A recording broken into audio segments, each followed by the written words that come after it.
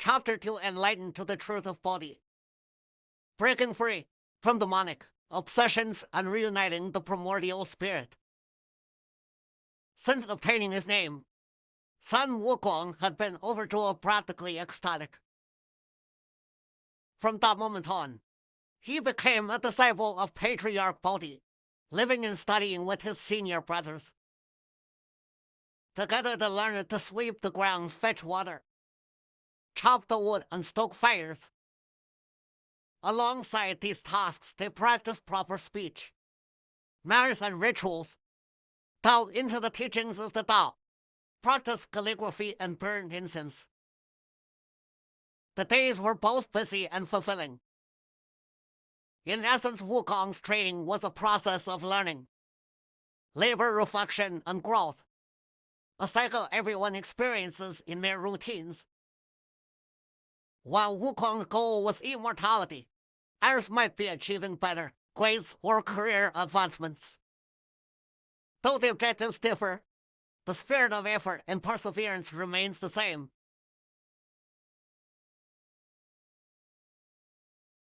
One day, Patriarch Bodhi ascended the platform to expound upon the Tao. During the lecture, son Wukong, overcome with excitement from an epiphany, could not help but gesture wildly. The Patriarch noticed and questioned him. Wukong explained that he was so absorbed in the teachings that he lost control of his actions, pleading for forgiveness. The Patriarch then asked how long he had been in the cave. Wukong, reflecting on how many ripe peaches he had eaten, he counted 7 times of ripe peaches. It had been 7 years. The Patriarch then asked Wukong what he wished to learn.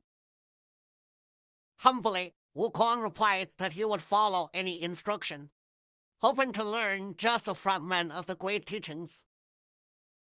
Here comes the highlight. Wukong inquired 3 times, and the Patriarch responded 3 times. The Patriarch introduced 3 paths.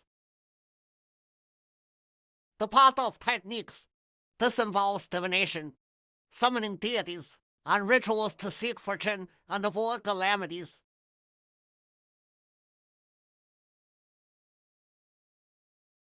Liu Kong asked, "Can it grant immortality?"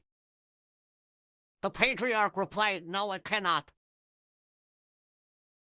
To the path of stillness. This involves cultivating tranquility, meditating, and abstaining from solid foods. Wukong asked again, "Can it grant immortality?" The Patriarch replied, "Like a clay tile from a kiln. Once it meets rain, it crumbles." 3. The path of action. This includes alchemy, ingesting elixirs, and balancing yin and yang. Wukong asked once more, "Can it grant immortality?" The Patriarch replied, "Like scooping the moon from the water, it will ultimately be in vain." The first 2 are easy to understand, fortune-telling and meditation. The third, however, was elaborated in the book.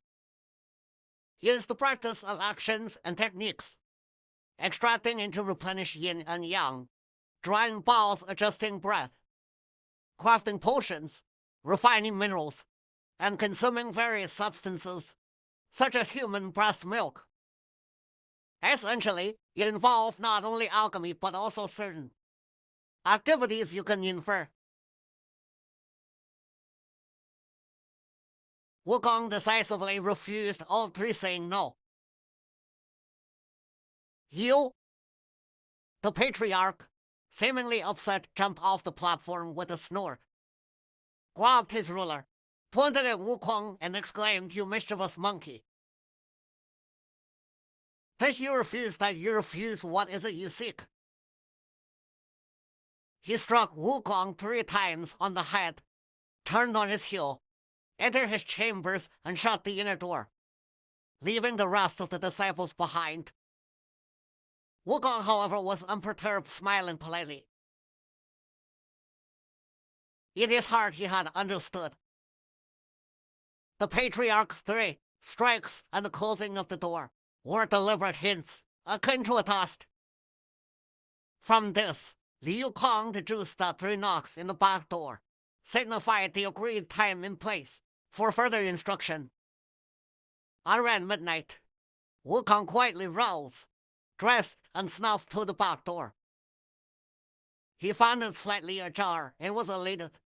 Clearly, the patriarch intended to teach him.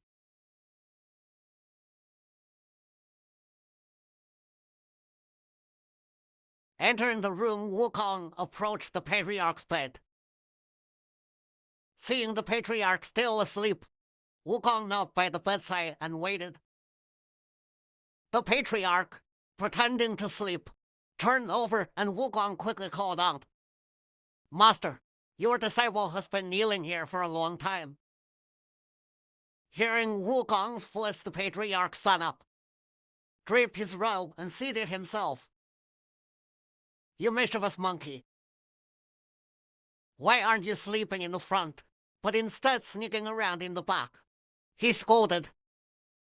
Liu Kong replied, "Master, you promised in front of everyone yesterday that you would pass down the true teachings to me at midnight through the back door. Thus I dare to kneel at your bedside." The patriarch was overjoyed. This one is truly born of heaven and earth, he thought. How else could he decipher the riddle I said? Liu Kong meanwhile bowed deeply. "No one else is here but me, master. Please grant me your mercy and teach me the path to immortality. I will be forever grateful." The patriarch said, "You are fated and I am happy to teach.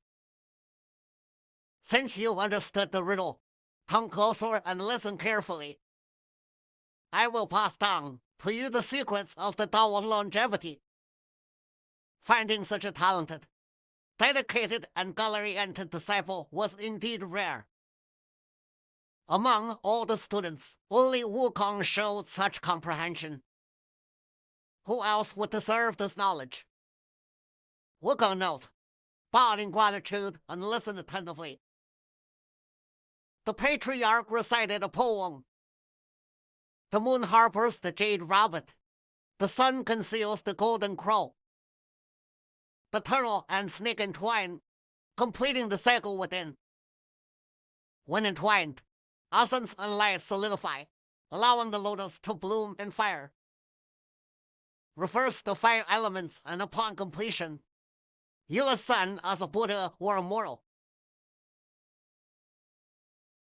Hearing Miss Liu, Kong immediately grasped the fundamental truths of cultivation. His mind cleared and illuminated. He firmly committed the teachings to memory and expressed deep gratitude to the patriarch. Afterward, he exited through the back door. Looking up, he noticed the eastern sky beginning to lighten, while the west gleamed with radiant gold. Retracing his steps, Wukong returned to the front door, quietly entered and resumed his place. He shook his bedding slightly to feign waking up. His fellow disciples were still sound asleep, entirely unaware of his recent accomplishment. Pretending nothing had happened, Liu Kong spent the day busying himself alongside the others.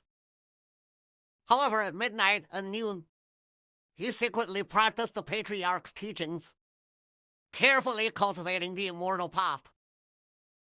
See? Even the Monkey King knew better than to flaunt his new knowledge. Quietly practicing in private was the way to go.